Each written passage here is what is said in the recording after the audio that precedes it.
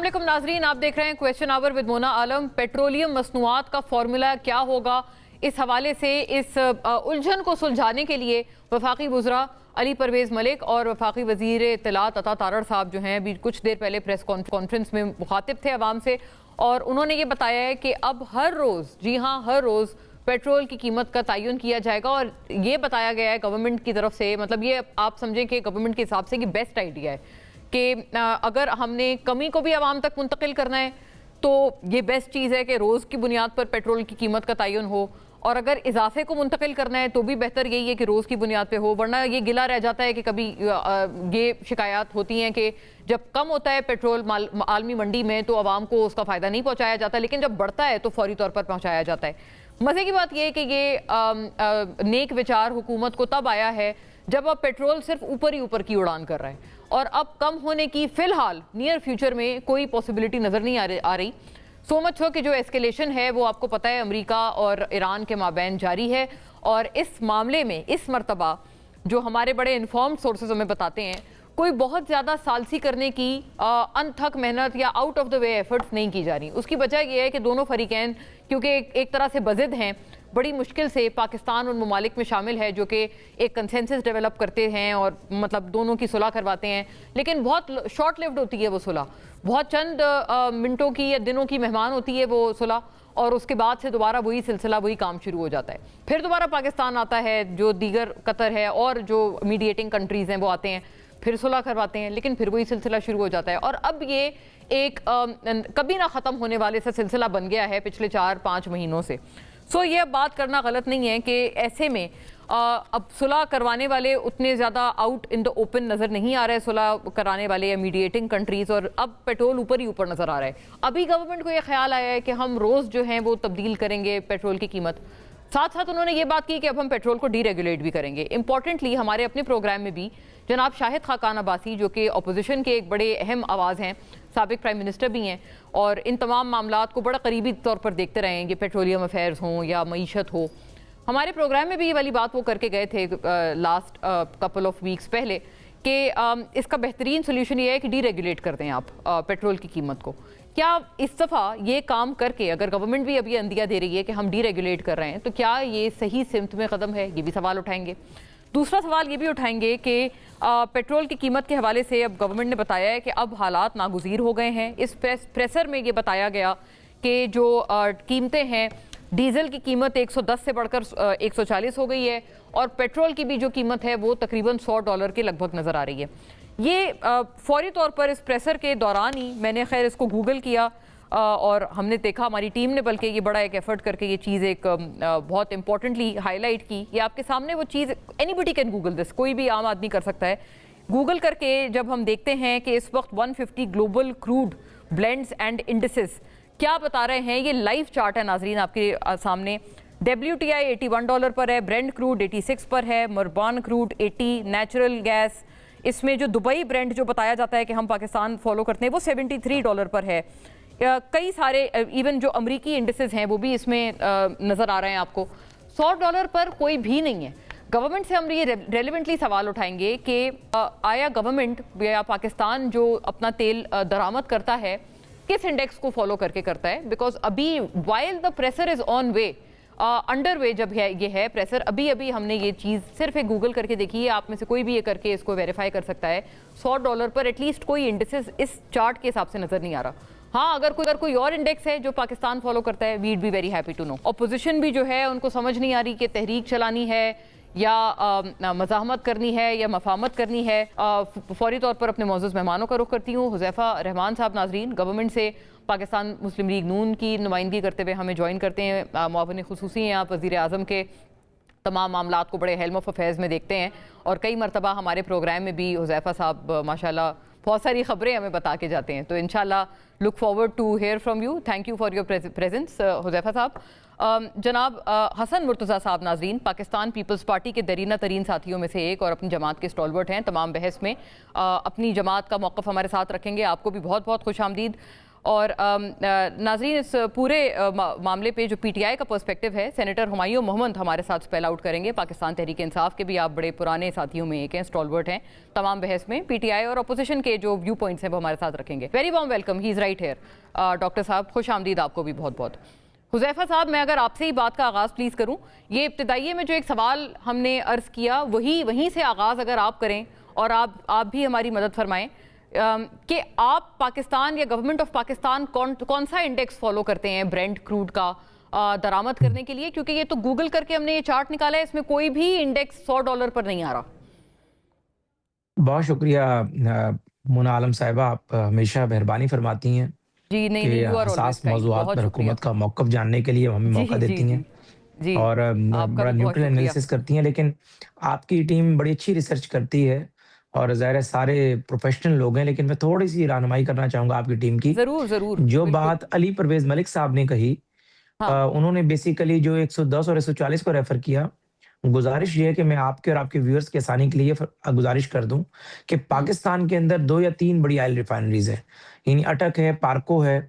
तो होता क्या है, लेट्स से अगर हम पाकिस्तान में आम तौर पे हम जो दुबई का फ़ॉर्मूला है उसको फ़ॉलो करते हैं, यानी क्रूड ऑयल यानी वहाँ से मंगवाते हैं, ये या उस रेट को फ़ॉलो करते हैं, जब ओगरा कीमतें बना रहा होता है, तो उस क्रूड ऑयल की बाय प्रोडक्ट्स हैं, जिसमें पेट्रोल भी है, डीज़ल भी है, इवन के आप इसमें बिचमन भी है, उसके अलावा मट्टी का तेल भी है।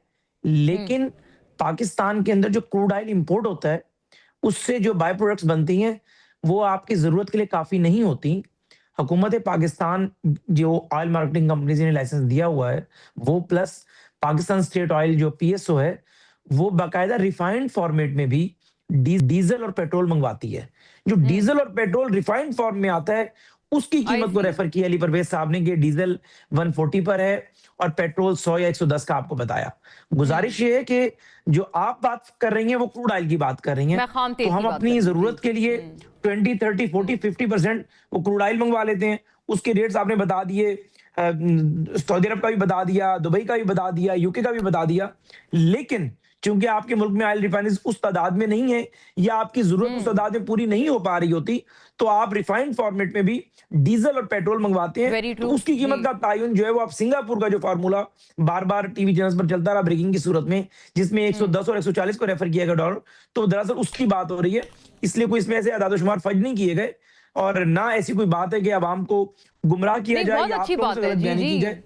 बहुत अच्छी बात है, आपने तो क्लैरिटी दी और ये बिल्कुल बात सही है। हाँ गुज़ारिश जी सिर्फ़ ये, हाँ, जी जी, गुज़ारिश सिर्फ़ ये प्लीज। है, ये ज़रूर है कि माज़ी के अंदर कभी इतना बड़ा पेट्रोलियम मसनूआत का बहरान पैदा नहीं हुआ और हमेशा से क्या होता रहा, इवन के ओगरा के जो फ़ॉर्मूले को शहबाज शरीफ साहब ने फर्स्ट टाइम यानी पिछले 40 सालों में ओगरा का फ़ॉर्मूला शहबाज साहब ने चेंज करवाया, जिसके अंदर ख़ास तौर पर जो आपकी ऑयल रिफाइनरीज़ थी, उनका मार्जिन कम किया, यानी जिस वक़्त ₹520 की थी, तो ऑयल रिफाइनरीज़ चाहती थी कि 620 डीज़ल की कीमत हो जाए। लेकिन शहबाज साहब ने पूरे फ़ॉर्मूले को दोबारा रिवाइज़ करवाया और वो ₹100 का मार्जिन जो है, वो ख़त्म करवाया और वो आम आदमी को उसका रिलीफ़ दिया गया। और जब अब ये हुज़ैफा सारा साहब, ये बहरानी ऑयल कैफ़ियत पैदा रिफाइनरीज हुई, तो ज़ाहिर है एक जी। अर्ज है कि ये अभी भी यही बात कर रहे हैं कि मुल्क में सिर्फ 15 दिन की ज़रूरत का पेट्रोल बाकी है। तेल कंपनियों ने फ़ौरन आपसे ये मुतालबा किया है कि मुदाखलत करें।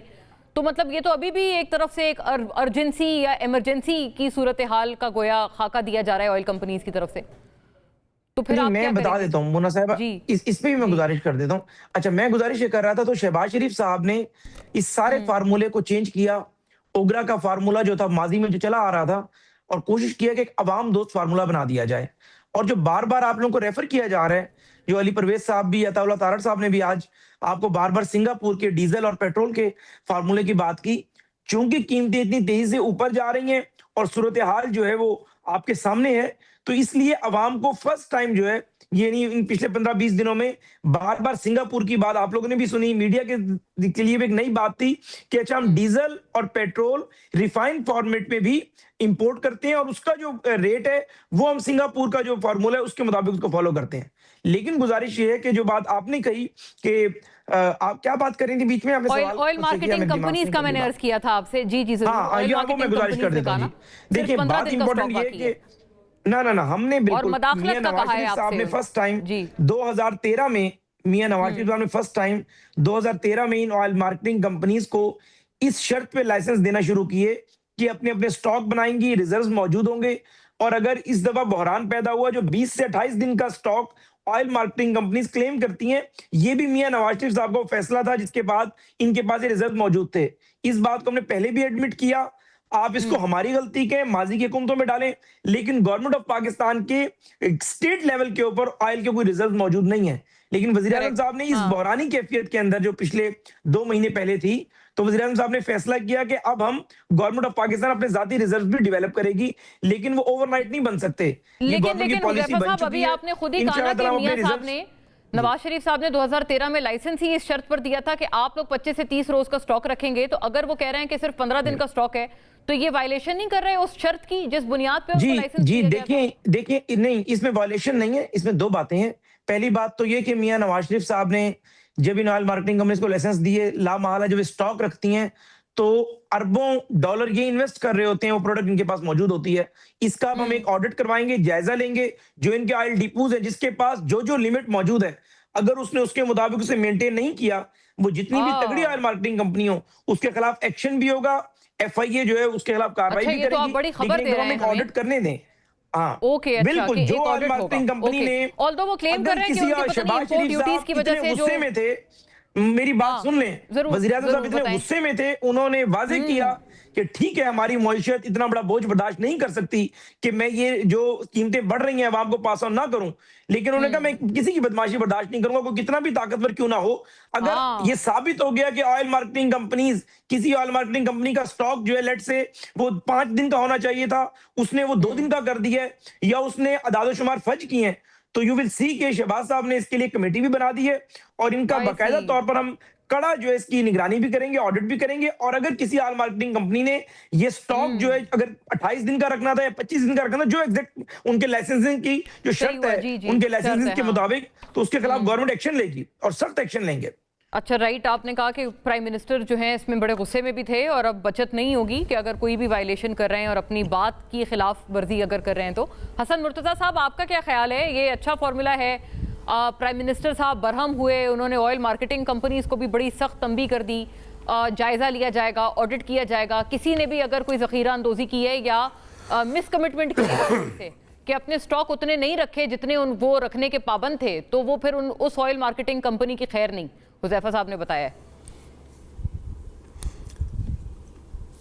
हुज़ैफा साहब ने जो बातें की हैं, देखें मैं उनसे इस चीज़ पे तो इत्तफ़ाक़ करता हूँ कि वज़ीर आज़म साहब जो है वो एक दर्द दिल रखने वाले इंसान हैं और हमेशा जो हमने उन्हें देखा वो बड़े जज्बाती भी हो जाते हैं और वो सारा कुछ करते हैं। और पंजाब के अंदर भी उन्होंने इस बात में कोई दो राय नहीं है कि वो काफ़ी हद तक कोशिश करते थे।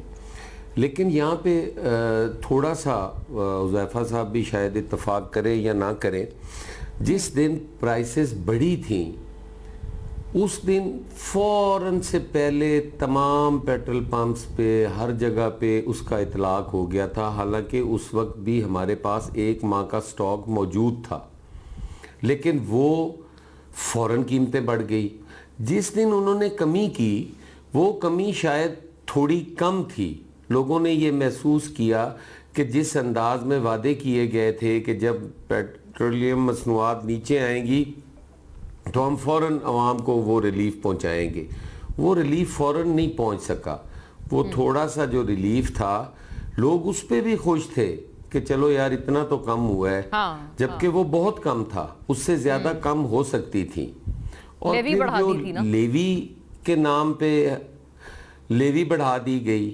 देखें, इन चीज़ों से हमें ये गर्ज नहीं है कि वो किसी से नाराज़ हों, इज़हार बरहमी करें। हमें तो चाहिए अवाम को रिलीफ पहुँचे, पाकिस्तानियों को रिलीफ पहुँचे। अब अगर वो किसी से नाराज़ या नालां हो भी जाए तो हमें उससे क्या फ़र्क पड़ता है? देखिए, लोग जो हैं वो अवाम पिसी पड़ी है, बेरोज़गारी इंतहा को पहुँच चुकी है। मैं अगले दिन 8 घंटे हमारे पास बिजली नहीं रही, कोई वहाँ पे काम करने वाला फील्ड स्टाफ मौजूद नहीं है, लोग रिटायर हो गए, 70% तक शॉर्टफॉल है वहाँ पे, लोगों को लोग मुलाजिम ही नहीं है। अब लोगों को जहाँ पे रिलीफ की बात आती है, एक ट्रांसफार्मर जल जाता है, 10-10 दिन कोई पुरसाने हाल नहीं होता, कोई पूछने नहीं आता। अब बर्मी को हम क्या करें? हम तो वो देख रहे हैं जो सड़कों पे हमारे साथ हो रहा है, जो तकलीफें हमें हैं। हम महंगाई हद से बढ़ गई है। हमें खाद की जो बोरी है फर्टिलाइजर की, वो 17,000 की DAP 18,000 की मिल रही है। 6,000 तक, कहीं 7,000 तक, कहीं 5,500। दुरुस्त बात। लोग बेचारे आड़तियों से तो पैसे लेते हैं, वो ड्यू पर हमें खाद बीज और पेस्टिसाइड देते हैं, वो महंगी लेते हैं। हमारी फसलों की कोई कीमत ही नहीं है। हुकूमत को 2.5 साल, एक सेकंड मुझे थोड़ा सा एक लाइन मोना, अगर आप मुनासिब समझें। आप प्लीज। हाँ जरूर। देखिए, हमारे से हुकूमत टैक्स लेती है हमें फैसिलिटेट करने का, हमें वो हमारे सहूलतकार है, वो हमें सहूलतें देते हैं, सारा कुछ करते हैं, उसके बदले हम उन्हें टैक्स देते हैं। भाई 2.5 साल से यार मेरी फसल बिक नहीं रही, मेरे लिए कोई मंडी नहीं है, सारे दरवाजे, सारी सरहदें बंद हो गई हैं। हुकूमत ने क्या किया है? अब अगर वज़ीर आज़म किसी से बरहम हो जाए, वज़ीर आला साहिबा किसी से बरहम हो जाए, तो लोगों को क्या फ़ायदा? सही हुआ, दुरुस्त सवाल है। इसको ये पूछ लेंगे कि भाई बरहमी का क्या फ़ायदा हो रहा है। हुमायूं साहब, आपका क्या ख्याल है, इस सिचुएशन में गवर्नमेंट क्या करे? और अभी देखें, आज भी तो रिवाइज होनी है पेट्रोल की कीमतें। आपकी तवक्को क्या है कि इस मरतबा खुदा ना खास्ता कुछ हालात अच्छे तो नहीं लग रहे, लगता है भारी भरकम इजाफा आने वाला है अवाम पे? बिस्मिल्लाहिर्रहमानिर्रहीम, इय्याका नअबुदु व इय्याका नस्तईन। देखिए, इस तरह है कि पाकिस्तान के अंदर जो, जैसे अभी उज़ैफ़ा साहब ने बताया था कि पाकिस्तान के अंदर जो रिफाइनरीज़ हैं ना, वो ज़्यादातर जो है ना, ऑलमोस्ट मेरे ख्याल में 45 to 70% जो है ना, ये रिफाइंड ऑयल मंगवाती हैं और बाकी क्रूड मंगवाती हैं। और हम लोगों की कैपेसिटी भी नहीं है स्टोरेज की। जो इन लोगों ने कहा था कि 45 में हाल में 1000 या कितने, उससे बढ़ा के 500,000 या इस तरह कुछ बैरल वो लीटर्स के लिहाज से उन्होंने कहा था कि कैपेसिटी बढ़ाई जाए, और वो आपने कम से कम 3 हफ्ते के लिए करना है और ये सारी चीज़ें करना है। मेरा तो सवाल ये हो जाता है कि हम लोगों ने, और ये हमें बहुत महंगा पड़ता है, तो मुझे तो आज तक समझ नहीं आई है कि पिछले 40-50 सालों में हम लोग इसकी कैपेसिटी क्यों नहीं बढ़ा सके हैं। एक बात। नंबर 2, और वो सारी हुकूमतें जो 3-3, 4-4 मरतबा आ चुकी हैं, मुझे नहीं पता कि वो क्या करती रही हैं इन चीज़ों को। नंबर 3, अब जो प्रोज एंड कॉन्स दोनों के हैं, अगर आप जो 3 हफ्ते बाद मंगवाते हैं तेल और 3 हफ्ते बाद प्राइस बढ़ाते हैं या कम करते हैं, तो उसका एक फ़ायदा ये है कि आप अपना बजट कर सकते हैं कि यार मेरा अभी ये बजट है, इतना पेट्रोल में जाएगा, इतना इन चीज़ों पे जाएगा। जो डेली करते हैं उसमें ये है कि आप बजट नहीं कर सकते, लेकिन आपके ऊपर वो एकदम बोझ नहीं आता। लेकिन इसकी मिसाल मेरी नज़र में ये इसलिए कर रहे हैं, इसकी मिसाल उस गर्म पानी की और मेंढक वाली है कि अगर आप पानी को आहिस्ता आहिस्ता गर्म करें तो मेंढक अपने आप को उसके साथ एडजस्ट करता जाता है। फिर एक टाइम आता है कि वो पानी इतना गर्म हो जाता है जो मेंढक की उससे बाहर हो जाता है, लेकिन बाय दिस टाइम उस मेंढक ने अपना सारा जोर अपने आप को एक्लेमेटाइज में लगा दिया होता है, तो वो उस पानी से निकल नहीं सकता और मर जाता है। और मेरे ख्याल में इस फार्मूले के तहत ये लोग अब पाकिस्तानियों को करेंगे ताकि थोड़ा थोड़ा पेट्रोल बढ़ाते जाएं, और जो 3 हफ्तों में पहले अगर ये 20, 30, 40, 50 रुपए बढ़ा देते थे, एकदम शोर आता था, तो अब ये उसको 1.5 रुपए, 8 आने, 2 रुपए बढ़ाते जाएंगे। उससे ये होगा कि 25 दिनों में अगर ये 1.5 रुपए या 2 रुपए करे तो ये 50 रुपए तक बढ़ा देंगे। उससे इन लोगों के ऊपर वो असर नहीं पड़ेगा और पानी आहिस्ता आहिस्ता आएगा। एक वक्त आएगा कि आवाम बिल्कुल तबाह हो जाएगी, बिल्कुल उसी तरीके से जैसे इन लोगों ने आने के बाद 4 सालों में इन्होंने पॉवर्टी को, पाकिस्तान को तबाह कर दिया है। 18% जो पॉवर्टी थी उसको उठा के 44% पे ले गए, जो 5.9, 5.6% जो अनएम्प्लॉयमेंट थी उठा के 33% पे ले गए हैं।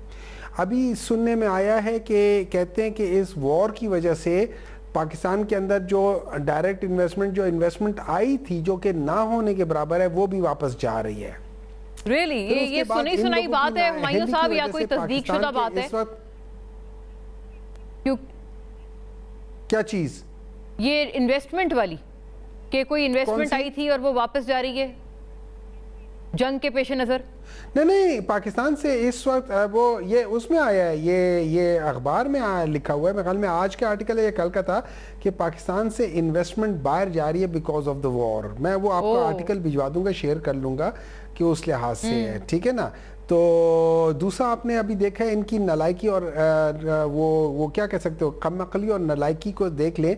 अभी आपको यूरोपियन यूनियन ने तो जीएसपी प्लस स्टेटस के ऊपर जो रिपोर्ट दिया, आप वो एक दफा रिपोर्ट राइट। अच्छा मुझे हुमायूं साहब प्लीज अलाउ मी, मुझे फौरन ब्रेक का कहा जा रहा है, आप ही पे वापस आऊंगी। ये आप पे ही स्टे विद अस नाज़रीन, हुमायूं साहब मुकम्मल करेंगे end of course also the rest.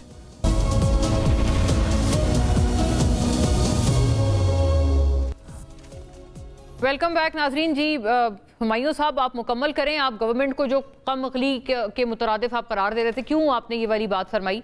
दूसरा कोई हल भी तो तजवीज़ करें ना। वो कहेंगे ये इंटरनेशनल सिनेरियो है, आप और क्या करते? वो मुझे रेफर कर रहा था जी, वो जो मैं रेफर कर रहा था वो शायद इकबाल साहब का आर्टिकल है, आज डॉन में छपा है, जिसका अनवान है gulf war triggers investment outflow from Pakistan. ठीक है, तो मैं उस रेफरेंस से कर रहा था। तो इनको अगर देख लें, इन्होंने अभी पिछले 4 सालों में आप देख लें जो पाकिस्तान की टोटल ग्रोथ जो हुई है वो पाकिस्तान की पॉपुलेशन ग्रोथ से रफली कम है।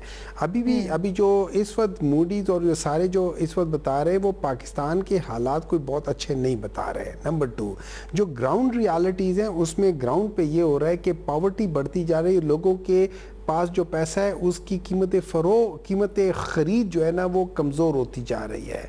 ठीक है, अब ये सारी चीज़ें करते हैं। और अच्छा, इसके ऊपर सोने पर सुहागा आप देखें कि बलूचिस्तान की सूरत हाल, कश्मीर की सूरत हाल, इन सब चीज़ों के लिहाज से करके देखें कि क्या हो रहा है क्या नहीं हो रहा। आप ये देख लें कि वो हुकूमत जिसके मेरे ख्याल में ये चौथा टेन्योर है सिंध में, उनका जो जिसको हम लोग हमेशा करते होते हैं कि यार कराची है ये पता नहीं इतने % रेवेन्यू जनरेट करता है, उसको आपको पता है कि दुनिया में चौथे नंबर पर आ गया है।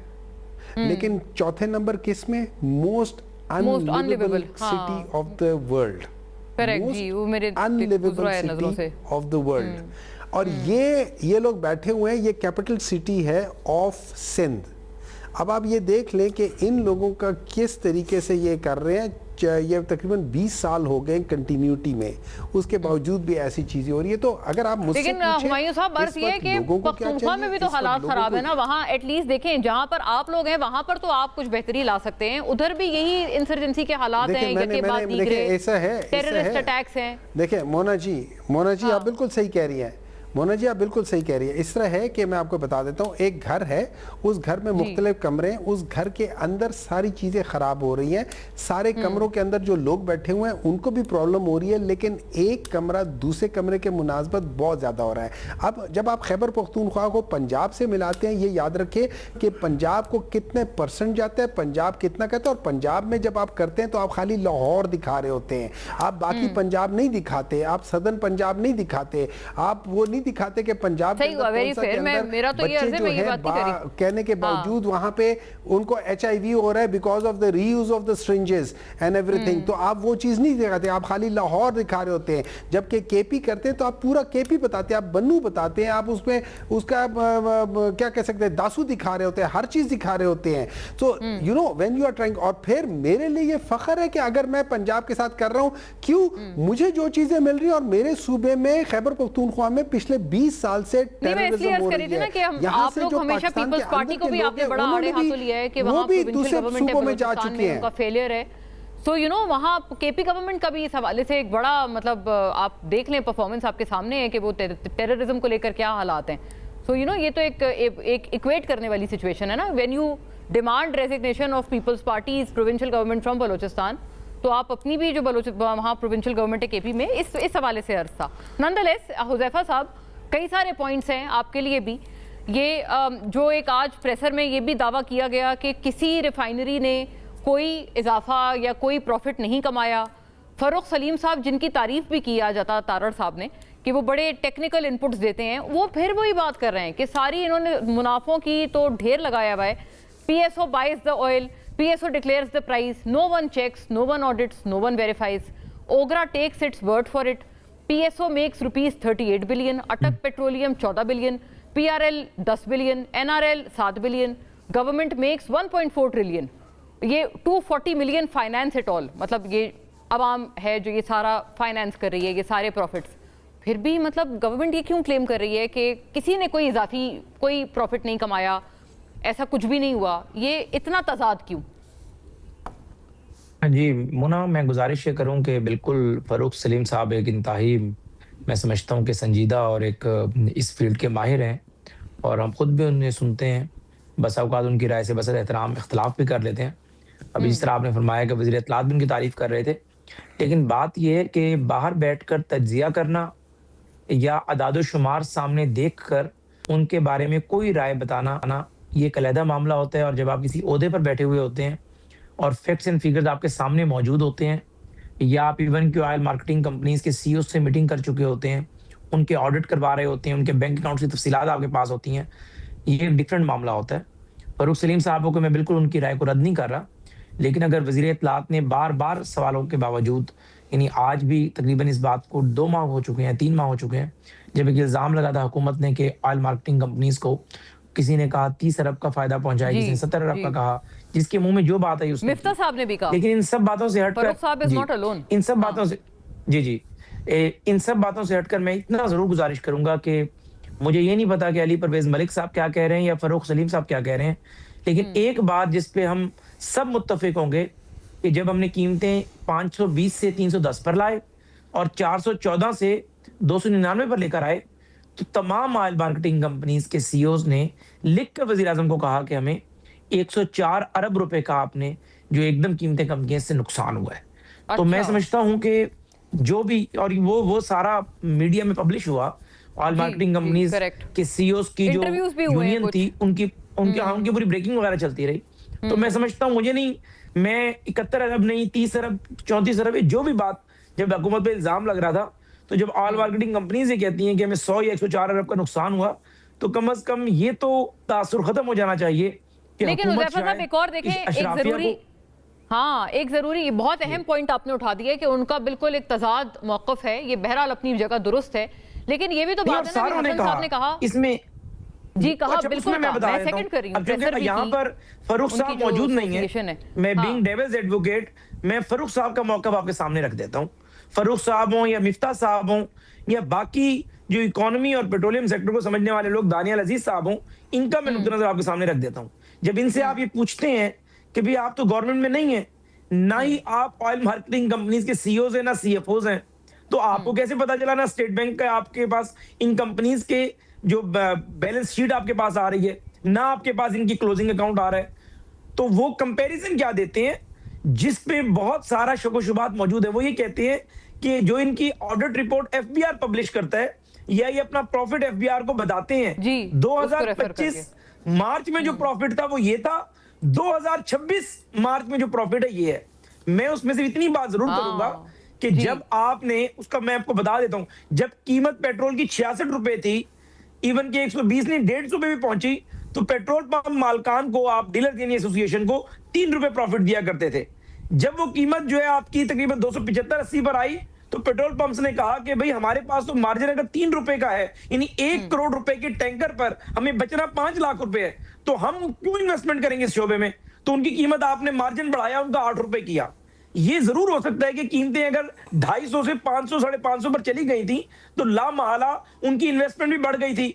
जिस कंपनी ने अगर $1 बिलियन का वो क्रूड और आपकी जो बाई प्रोडक्ट है, डीजल और पेट्रोल दोनों ही रिफाइंड फॉर्म में अगर वो इंपोर्ट कर रही थी, वो उनका ऑडिट रिपोर्ट को वो रेफर करते हैं। और ये नहीं मैं कुछ और कर रहा हूँ, आखिरी बात, ये पॉसिबल हो सकता है कि यानी ये कंपनी अपना मौकफ दे सकती है या देंगी कि भी हमारी प्रॉफिट रेशियो जो है वो बढ़ गई या प्रॉफिट रेशियो हमारी तब्दील हो गई, तो बैठकर बंद कमरों में सिर्फ और सिर्फ ऑडिट रिपोर्ट्स या उनकी साबका प्रॉफिट्स की रेशियो को देखकर ये तायुन कर देना कि चूंकि इनका प्रॉफिट इतना बड़ा है, आप कहते हैं अगर बैलेंस शीट देख के बात करें तब फिर भी मोतबर है। अलोन ऑडिट रिपोर्ट के ऊपर ये वाली असम्पशंस और कंक्लूजन्स ड्रॉ कर लेना, आप कहते हैं उन्होंने फिर आकर हमें बताया, उसका हमने तहकीक की, हुकूमत इस बात पे तो कन्विंस नहीं हुई। जो उन्होंने कहा 104 अरब का हमें नुकसान हुआ है, लेकिन हुकूमत इस बात को, मैं at the cost of repetition आपको बता रहा हूं, लेकिन जो अच्छा। बात नहीं करनी चाहिए थी, फिर ज़ाहिर है हुकूमत की तरफ से कॉर्पोरेट सेक्टर की सपोर्ट चली जाती है तो फिर तनकीद होती है। लेकिन ऑयल मार्केटिंग कंपनीज को अच्छा भला नुकसान हुआ था, अच्छा भला जो हमने कीमतें शहबाज शरीफ साहब के हुक्म पर पेट्रोलियम मिनिस्ट्री और ओगरा ने, शहबाज साहब ने कहा था कि फौरी रिलीफ दें, जो मर्जी हो उसका। ऑयल मार्केटिंग कंपनीज को बड़ा नुकसान क्यों हुआ वो भी सुन लें। वो इसलिए हुआ कि ऑयल मार्केटिंग कंपनीज को हमने इधर से चाबी दी हुई थी, डंडा दिया हुआ था कि मुल्क में पेट्रोलियम मसनूआत की शॉर्टेज ना हो। उन्होंने एक्स्ट्रा ऑर्डर किया हुआ था, अचानक से वॉर सिचुएशन खत्म हुई और कीमतें अचानक से नीचे आई प्रेसिडेंट ट्रंप के एक बयान से। तो उन्होंने कहा जी हमारा जो स्टॉक इतना पड़ा हुआ है, आपके कहने पे हमने एक्स्ट्रा स्टॉक ऑर्डर कर दिया था। वज़ीर साहब ने कहा मुझे नहीं पता, हमने जब कीमतें एकदम बढ़ाई तो मैं एकदम कम करूंगा। दूसरी बात है हसन मुर्तजा साहब ने जितनी बातें की, मैं हसन मुर्तजा साहब की एक तो बहुत इज्जत करता हूँ। हसन मुर्तजा साहब पब्लिक के आदमी हैं, ये उन चंद सियासतदानों में है। और वो बता रहे हैं आपके गुस्से का कोई फायदा नहीं हो रहा, ऑन ग्राउंड सिचुएशन का गुस्से का क्या कोई फायदा तो होना आवाम को। अच्छा, मुझे फौरन ब्रेक का कहा जा रहा है, विद ड्यू रिस्पेक्ट। ब्रेक के बाद वापस आते हैं, नाजरीन स्टे विद अस।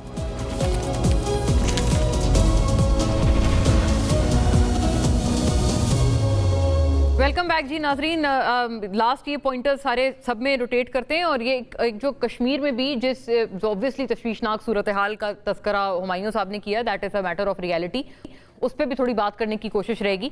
हुज़ैफा साहब, आप अभी कोई हसन साहब से कोई बात कर रहे थे, मैंने उन्हीं की तरफ बढ़ना है। आप प्लीज एक जुमला फरमा दें, आप कोई बात कोई कहना चाह रहे थे। कर रहा था, मैंने कहा एक प्लीज टाइम बताइए जी। हाँ जी जी नहीं, मैं बस चंद सेकंड में बात करूंगा।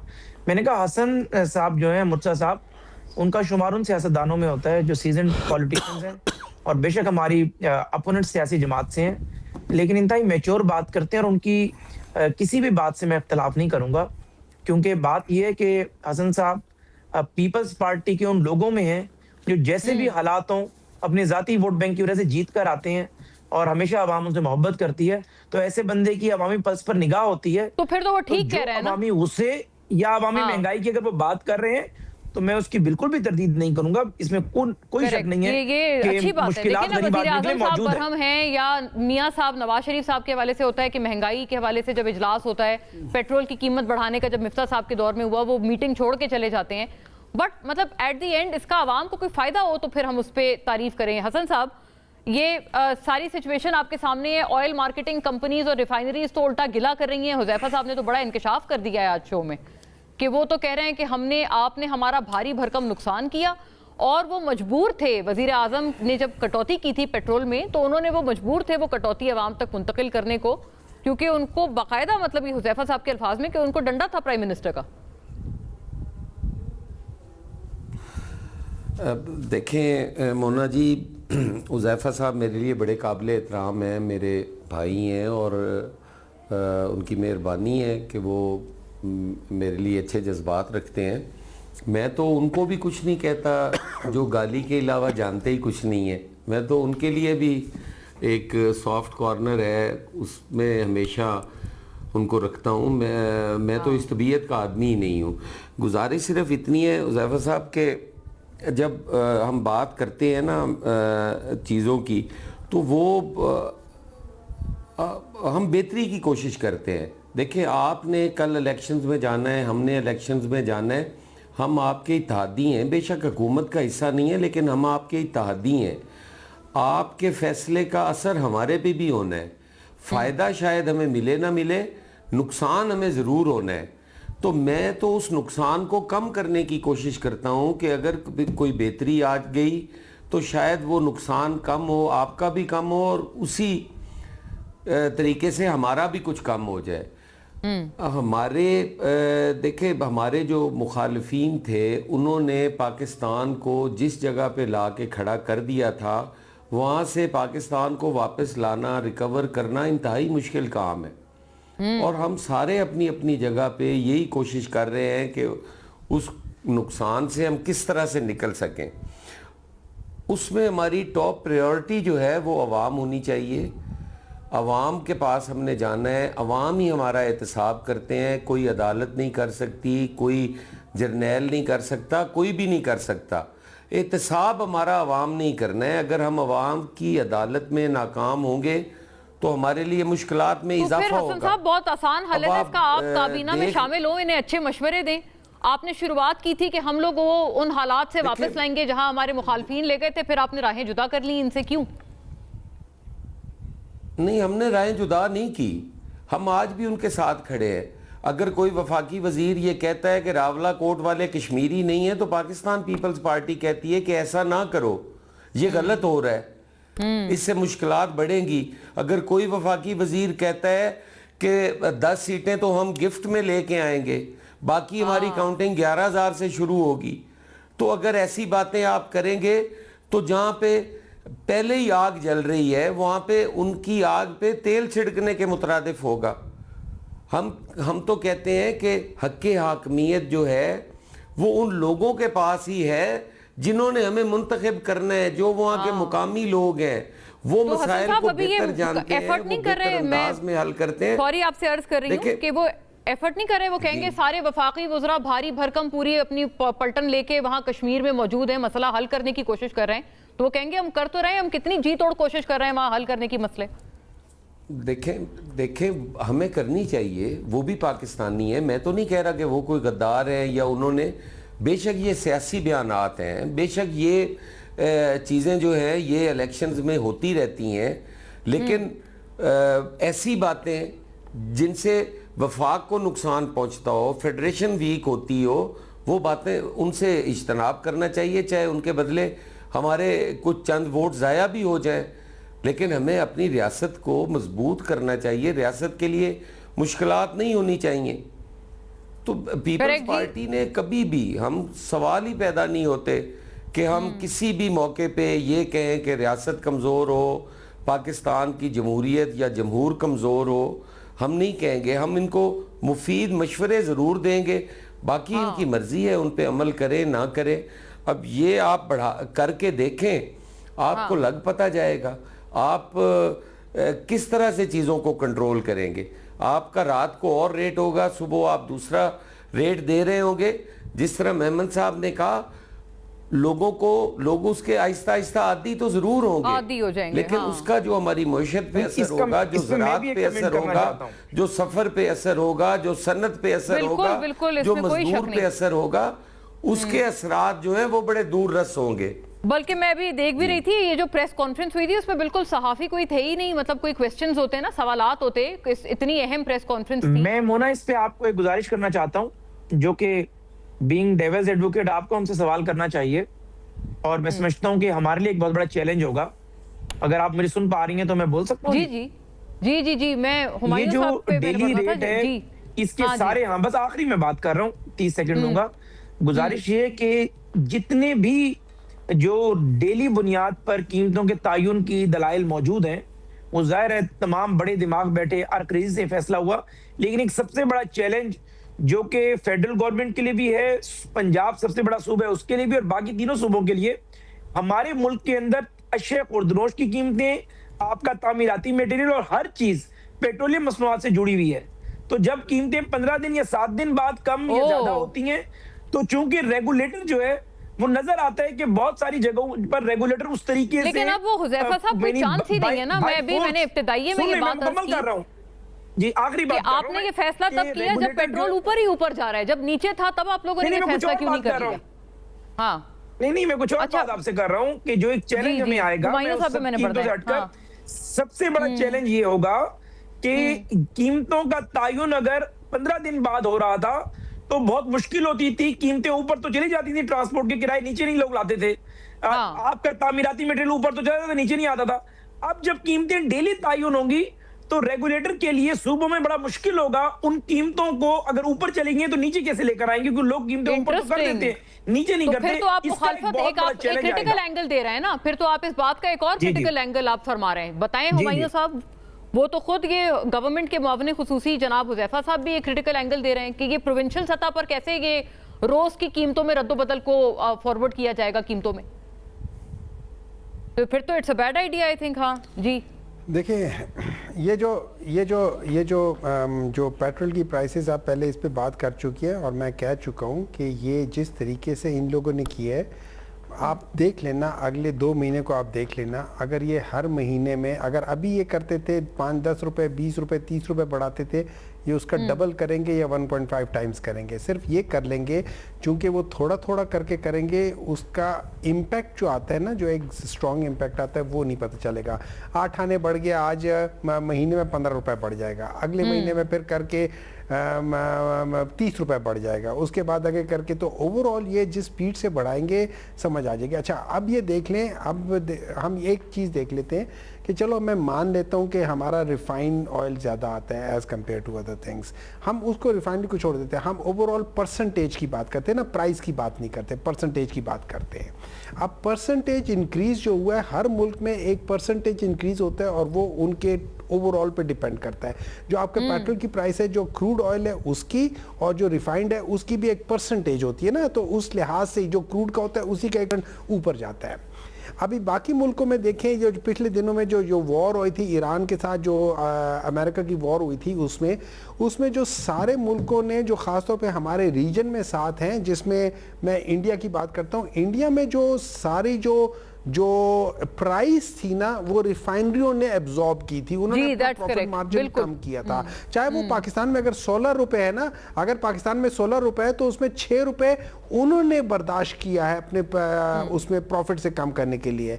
जो बांग्लादेश था उसने सारा का सारा गवर्नमेंट ने एब्जॉर्ब किया। पाकिस्तान में ये हुआ कि इन्होंने ना सिर्फ 60% प्राइस बढ़ाई है, 60% प्राइस बढ़ाई है, बल्कि उसमें लेवी इतनी बढ़ा दी है कि सारा का सारा बोझ वो उन लोगों के ऊपर, जिनके ऊपर आप ये समझ लें कि अगर मेरे ऊपर आपने रुई का बोझ डाला हुआ है तो उसके ऊपर पानी डाल दिया, अब रुई डबल मेरे ऊपर वजन उसने डाल दिया अपना, ठीक है।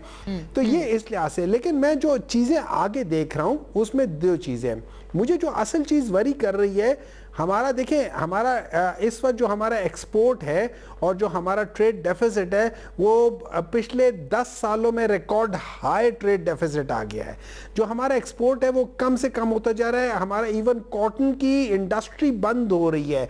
अब ये जो जीएसपी प्लस का जो मसला इशू आया है, जो आपने रिपोर्ट पढ़ी होगी, जो यूरोपियन यूनियन के उधर से लिखी गई है, अगर आप वो देखें आपको बहुत डर लगेगा कि यार ये अभी इस दफा हमारा रिन्यू होगा नहीं होगा, क्या होगा, हम किस तरफ जा रहे हैं। फिर जैसे आपने बात की, आप जिस तरीके से ये कहते हैं ना, वहां बैठे हुए हैं, हम लोग हल करने की कोशिश कर रहे हैं आजाद कश्मीर में, देखिए पिछले 1-1.5 महीने से, आपको लगता है सही सिमत में वो लोग देख रहा हूं कि वहां पे कोई चीज हल हो रही है।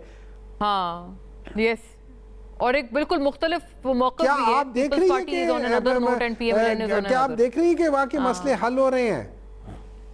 अनफॉर्चुनेटली नो जी, फिलहाल तो इन लोगों ने पाकिस्तान का कबाड़ा कर दिया है। अच्छा, मुझे वाइंड अप का कहा जा रहा है। सॉरी नाज़रीन, I will have to cut the programme. तमाम हजरात का बहुत शुक्रिया। Thank you for watching. अल्लाह हाफ़िज़।